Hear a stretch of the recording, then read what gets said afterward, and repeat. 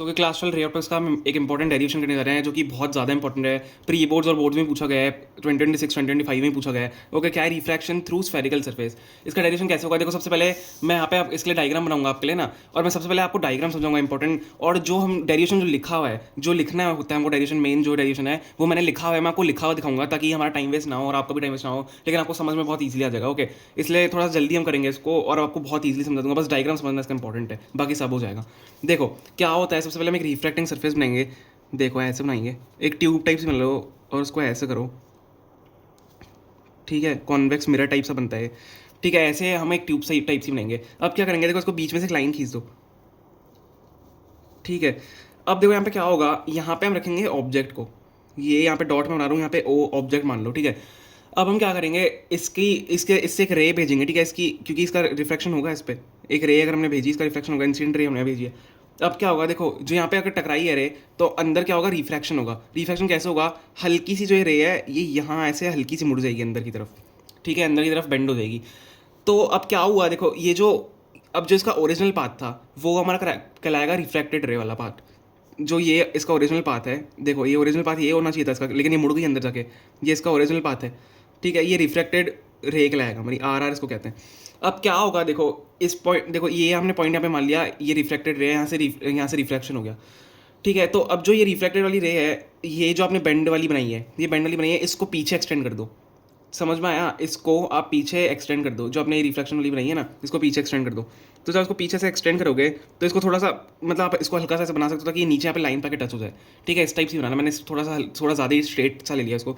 ठीक है, आप इसको ऐसे बना सकते हो। तो यहाँ पे जो यहाँ ये जो पॉइंट आएगा इस रिफ्लेक्टेड रे का, मतलब जो हमारी रे यहाँ पे बेंड हुई है, इसका जो यहाँ पीछे जो पॉइंट आएगा वो हमारी यहाँ पे इमेज आके बनेगी। यहाँ हमें इमेज दिखेगी इसकी। समझ में आ रहा है? ठीक है, ये हमारी यहाँ पे हमें इमेज दिखेगी। ये ओरिजिनल पाथ था, जो हमारी बेंड हुई रही है उसको हमने पीछे जो ट्रेस किया है उससे हमें इमेज दिखेगी। अब देखो इन कुछ पॉइंट्स को हमें नाम देना होता है। हमने आई दे दिया, ओ दे दिया। यहाँ पे जो ये पॉइंट है इसको एम नाम दे दो, ये जो बीच वाला पॉइंट है ना। ठीक है, इसको यहाँ पे हम एम नाम दे देंगे। दूर दे रहा हूँ यहाँ पे, क्यों दे रहा हूँ, देखो अब यहाँ पे क्या करेंगे, हम एक ऐसी लाइन बनाएंगे। ये हमने लाइन बनाई, इसको नॉर्मल भी कह सकते हो, ये लाइन हमने बनाई। यहाँ पे अब ये वाला जो पॉइंट होगा, जो ये वाला पॉइंट होगा वो सी पॉइंट होगा। ठीक है, इसको हम नाम दे रहे हैं, बस कोई चिंता करने की बात नहीं है, नाम दे रहे हैं। अब देखो ध्यान से देखना, ये जो हमारी रे थी, ये जो सबसे नीचे वाली रे थी, ये कौन सी रे थी, ये इंसिडेंट रे थी। ठीक है, इंसिडेंट रे होगी तो इसका नॉर्मल से एंगल आई बनेगा पूरा। ये पूरा एंगल नीचे तक, देखो नीचे तक जा रहा है, नीचे तक पूरा एंगल क्या बनेगा, आई बनेगा। और जो ये ऊपर वाली रिफ्लेक्टेड रे है, रिफ्लेक्टेड रे का एंगल क्या बनेगा, आर बनेगा। तो रिफ्लेक्टेड रे का एंगल हम ऊपर वाली रे से आर बना देते हैं। समझ में आया? इंसिडेंट रे नीचे वाली का देखो टच हो रहा है, और आर यहाँ पे रिफ्लेक्टेड रे हमारी, ये मैंने बना दिया यहाँ पे। अब देखो सबसे इंपॉर्टेंट पार्ट है, यहाँ पे मैं नेमिंग करनी होती है एंगल्स की। एंगल्स की कैसे, सबसे पहले तो यहाँ पे पी नाम दे दो, पी एक और पॉइंट है पे पी नाम दे दिया। ठीक है, पोल जो है। अब क्या करेंगे, यहाँ पे हम एंगल का नाम देंगे। देखो सबसे पहले जो आपने लाइन बनाई थी, इसको ध्यान रखो, जो मैंने सबसे पहले लाइन बनाई थी वो उसको क्या नाम देना है, मैं उसको नाम दूंगा अल्फा।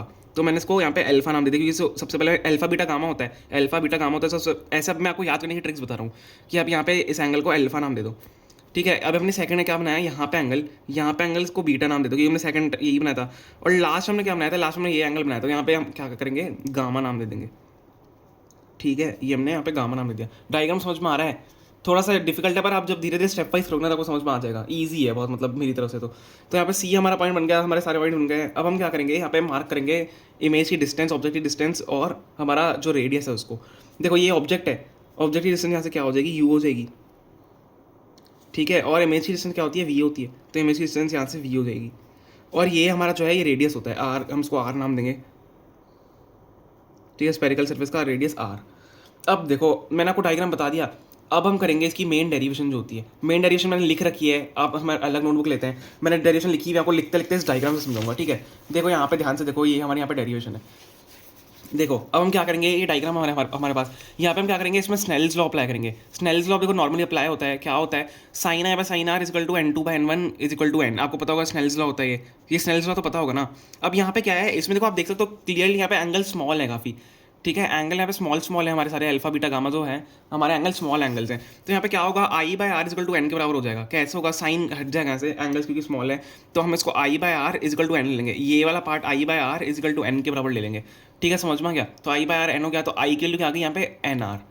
आई की वैल्यू यहाँ से क्या आ गई, एन आर आ गई। इसको इक्वेशन 1 नाम दे दो। अब यहाँ पे देखो ट्राइंगल ओ एम सी हम ले रहे हैं। ट्राइंगल ओ एम सी देखो, ओ एम सी ट्राइंगल देखो, OMC ट्रायंगल में क्या है, अब देखो ट्रायंगल में ध्यान से देखना, ये जो OMC ट्रायंगल होता है इसको हम ये पूरा लेंगे ट्रायंगल, ये दिख रहा है, ये और ये पूरा, ये वाला, ये बड़ी लंबी वाली लाइन देखो, ये लंबी वाली लाइन और ये वाली लाइन OMC, क्योंकि एंगल ये पूरा हम इसके साथ ले रहे हैं क्योंकि इसमें ये वाला एंगल भी जुड़ा हुआ है साथ में, ठीक है। तो यहाँ पे देखो मैंने बनाया हुआ है सेम एंगल, आप देख सकते हो ऊपर से डायग्राम से, ये सेम एंगल बनाया है। इसमें क्या होगा, इसमें देखो क्या हो रहा है, जब भी है आपके पास ऐसा डायग्राम आता है, आपने शायद 10th में प्रॉपर्टीज पढ़ी होगी कि जो बाहर वाला एंगल होता है वो इन दोनों के सम के बराबर होता है। बाहर वाला जो एंगल होता है, एक्सटीरियर एंगल जो होता है वो इंटीरियर एंगल के सम के बराबर होता है, ठीक है। तो आई इज इक्वल टू क्या हो जाएगा, अल्फा प्लस गामा। ध्यान से देखो, आई हमारा ये इंसिडेंट एंगल है, ये वाली रे का, I is equal to alpha plus gamma हो गया, समझ में आ गया, I is equal to alpha plus gamma हो गया हमारा। अब यहाँ पे क्या होगा, ठीक है, ये हो गया हमारा। अब हम यहाँ पे लेंगे triangle IMC, I is equal to alpha plus gamma, समझ में आ गया, ठीक है। अब यहाँ पे लेंगे हम ट्राइंगल IMC देखो IMC, ये लंबा वाला ट्राइंगल IMC, इसमें भी अब क्या लिया है हमने, ये R लिए रे, ठीक है, इसका हमने एंगल बाहर क्या लिया है, R लिया है। तो IMC का ध्यान से देखो, ये वाली रेज आ रही है और यहाँ से ये एंगल स्टार्ट हो रहा है IMC में, तो ये और ये पूरा ऐसा होगा, ये ट्राइंगल और साथ में बाहर ये। तो आप डायग्राम देख सकते हैं यहाँ पे क्लियरली, डायग्राम ऐसे अपने मैंने एक्यूरेट नहीं बनाया उसके हिसाब से, पर ठीक है, मतलब आपको समझ में आ जाएगा, ठीक है। ले लिया मैंने IMC। अब IMC में क्या हो जाएगा, बाहर वही सेम चीज़ होगी, R exterior angle is equal to sum of interior angles, तो R is equal to beta plus gamma, R is equal to beta plus gamma. यहाँ पे था I is equal to alpha plus gamma, जो कि हमने same property से किया, और R is equal to beta plus gamma हो गया, समझ में आ गया, इंपॉर्टेंट है, ठीक है। ये हमने इस ट्राइंगल को लिया। अब हम तीसरा ट्राइंगल कौन सा लेंगे, देखना ध्यान से, ट्राइंगल यहाँ पर लेने की जरूरत नहीं। अब क्या होगा, देखो हमने फर्स्ट इक्वेशन से, जो हमारी फर्स्ट इक्वेशन है I is equal to NR वाली, I is equal to NR वाली इक्वेशन आपको दिख रही है यहाँ पे, I is equal to NR वाली इक्वेशन से हम क्या करेंगे, फर्स्ट इक्वेशन से हम क्या करेंगे, I is equal to NR में हम क्या कर देंगे, जो हमने I और R निकाले हैं। अब यहाँ पे ध्यान से देखो, जब हमने ट्राइंगल को सॉल्व किया तो आपकी I एक्सटीरियर एंगल जो आ रहा था वो I था यहाँ पे, और यहाँ पे एंगल क्या था आपका, एक सेकंड, यहाँ पे एक्सटीरियर एंगल आपका I था इस वाले ट्राइंगल में OMC में, और यहाँ पे आपका एक्सटीरियर एंगल क्या हो गया, R हो गया। तो आई आर की वैल्यू हमें पता चल गई, अल्फा प्लस गामा और बीटा प्लस गामा, ठीक है, I और R की वैल्यू पता लगी। तो इसको फर्स्ट इक्वेशन, जो कि I is equal to NR वाली इक्वेशन है, फर्स्ट इक्वेशन उसमें डाल दो, ठीक है। एक सेकंड में अपना कैमरा थोड़ा सेट कर लेता हूँ आराम से, ठीक है। I is equal to NR वाली इक्वेशन में डाल दिया, तो alpha plus gamma is equal to N, क्योंकि NR R है, बीटा प्लस गामा हमारा R आया था, ठीक है। I हमारा alpha plus gamma is equal to N, beta plus gamma R है, तो इसको इक्वेशन में सेकंड मान लेते हैं, समझ में आ गया। बस वैल्यू पुट करिए I और R की, ट्राइंगल से जो हमने exterior angle equal to interior, sorry हाँ, exterior angle is equal to interior angle का जो सम निकाला था, उसको हमने I R पुट, जो हमारा I और R आया था ना, क्योंकि हमने एक्सटीरियर एंगल I और R लिए हुए थे, तो इससे हम इसमें डाल देंगे वैल्यू, तो ये हमारी यहाँ पे वैल्यू हो जाएगी, और 2 यहाँ पे हम इसको इक्वेशन को नाम दे देंगे। अब हमें क्या करना पड़ेगा, हमें इस इक्वेशन को सॉल्व करना है, तो इसके लिए हमको अल्फा बीटा और गामा की वैल्यू चाहिए होगी, अल्फा बीटा और गामा की वैल्यू चाहिए होगी। कैसे करेंगे, देखो ध्यान से देखो, ट्राइंगल OMP वापस देखो, ट्राइंगल OMP देखो, OMP ये जो ट्राइंगल है, इसको आप मान सकते हो ये पूरा एक ट्राइंगल ही है, ये स्मॉल, ये जो थोड़ी सी सर्कुलर आ रही है ना, इसको आप पूरा ऐसा ट्राइंगल ही मान सकते हो, क्योंकि स्मॉल है काफ़ी हमारा डायग्राम, तो हम इसको मान सकते हैं। तो OMP ट्राइंगल में अगर आप देखोगे तो हम यहाँ से गामा की, सॉरी अल्फा की वैल्यू कैसे निकाल सकते हैं, tan थीटा से। तो tan थीटा क्या हो जाएगा, tan थीटा हो जाएगा MP upon perpendicular upon base होता है, MP upon perpendicular upon base होता है, परपेंडिकुलर अपॉन बेस, तो MP परपेंडिकुलर है, बेस क्या है हमारा U है, तो MP अपॉन U। अब U हमने माइनस में क्यों लिया, क्योंकि हमारा बाहर की साइड में एंगल आपको पता होगा यहाँ पे माइनस में होता है, ठीक है। MP अपॉन माइनस यहाँ पे tan अल्फा हो गया। सिमिलरली जब आप सॉल्व करोगे तो IMP ट्राइंगल में देख लेते हैं, यहाँ पे IMP ट्राइंगल में tan बीटा में निकालना है, तो यहाँ से निकालोगे, MP अपॉन V हो जाएगा, MP अपॉन V हो जाएगा, ठीक है, IMP MP अपॉन V हो जाएगा, और माइनस में ध्यान रखना, माइनस में लेना मत भूलना।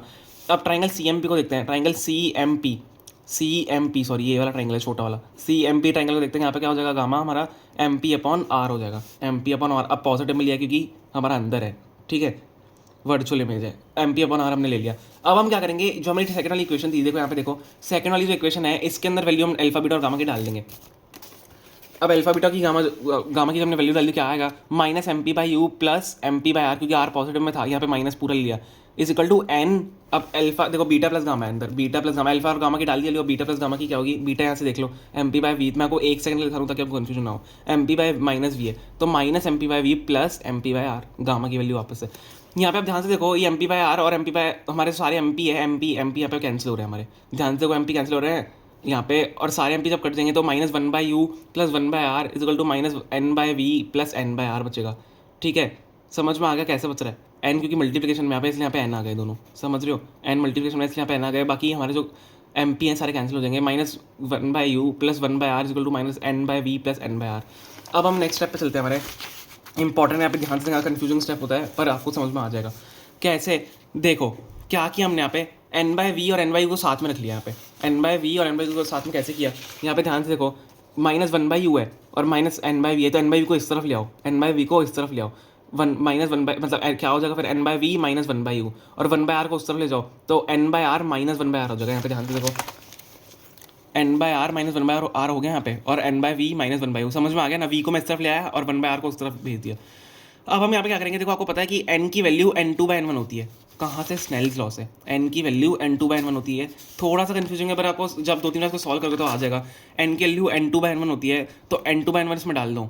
अब n2 बाय n1 जब डाल दोगे, देखो n की जगह क्या डालना है, n2 बाय n1, तो n2 by n1 v minus one by U, क्योंकि यहाँ पे n है नहीं, तो is equal to n2 by n1, n की जगह वापस n2 by n1 minus one by R. अब हम यहाँ पे क्या करेंगे, देखो मैं इसको हाइड कर रहा हूँ, यहाँ पे हम क्या करेंगे, अब n1 से मल्टीप्लाई कर देंगे इसी इक्वेशन को। आप एक और स्टेप ले सकते हो कि n1 से मैंने यहाँ पे मल्टीप्लाई कर दिया। अब जब मैं n1 से यहाँ पे मल्टीप्लाई करूँगा तो क्या हो जाएगा, यहाँ पे n1 ऐसे नीचे से कैंसिल हो जाएगा, नीचे दोनों वाले n1 कैंसिल हो जाएगा और यहाँ पे n1 आ जाएगा ऊपर। समझ में आ रहा है, n1 से मल्टीप्लाई हुआ, यहाँ पे तो n1 कैंसिल हो नहीं सकता, लेकिन यहाँ पे n1 कैंसिल हो जाएगा जब मल्टीप्लाई होगा। तो यहाँ पे क्या हो जाएगा, n2 by V minus n1 by U equal to n2 by R minus n1 by R. समझ में आ गया, n1 मल्टीप्लाई किया और तो नीचे वाले कैंसिल हो गए यहाँ पे। अब क्या होगा, देखो हमारी फाइनल इक्वेशन आ गई है, यहाँ पे क्या हो जाएगी, n2 by V minus n1 by U, यहाँ से r कॉमन ले लो, n2 minus n1 by R. समझ में आ गया, r क्योंकि एलसीएम आप ले सकते हो यहाँ पे, तो n2 by V minus n1 by U equal to n2 minus n1 by R. ये आपकी फाइनल यहाँ पे इक्वेशन है आपकी स्फेरिकल सरफेस की रिफ्रैक्शन की।